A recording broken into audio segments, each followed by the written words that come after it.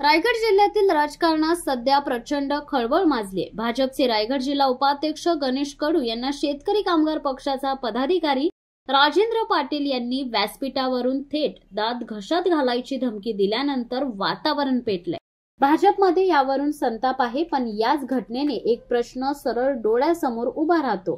रायगडमध्ये भाजपचं वजन खरंच कमी होत चाललंय का? पनवेलमधील शेकापच्या नियुक्तीपत्र वाटप कार्यक्रमात शेकापच्या कार्यकर्त्यांच्या उपस्थितीत राजेंद्र पाटील यांनी थेट गणेश कडू यांचा नामोल्लेख करून म्हटलं, परत जर दात दाखवलेस तर तुला तिथेच फटकावेल, तुला सोडणार नाही। हा संवाद काही साधा नव्हता, हा स्पष्ट इशारा होता। कडू यांनी तात्काळ पनवेल पोलीस ठाण्यात धाव घेऊन तक्रार दाखल केली आहे।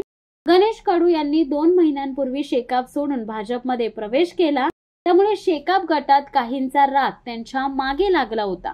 पण प्रश्न एवढाच आहे की जर भाजप रायगड जिल्ह्यात खरोखर मजबूत असता तर शेकापचा एक पदाधिकारी सार्वजनिक मंचावर उभं राहून जिल्हा उपाध्यक्षाला अशी धमकी द्यायची हिंमत दाखवली असती का?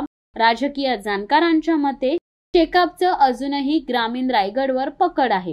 भाजपचे आमदार प्रशांत ठाकूर, स्थानिक नेते यांचे प्रयत्न सुरू असले तरी पनवेल उरण भागात शेकापची दादागिरी अजूनही दिसून येते।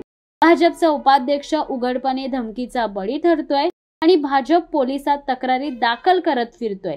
हीच वस्तुस्थिती भाजपचा कमकुवत होत चाललेल्या राजकीय स्थितीची जाणीव करून देते।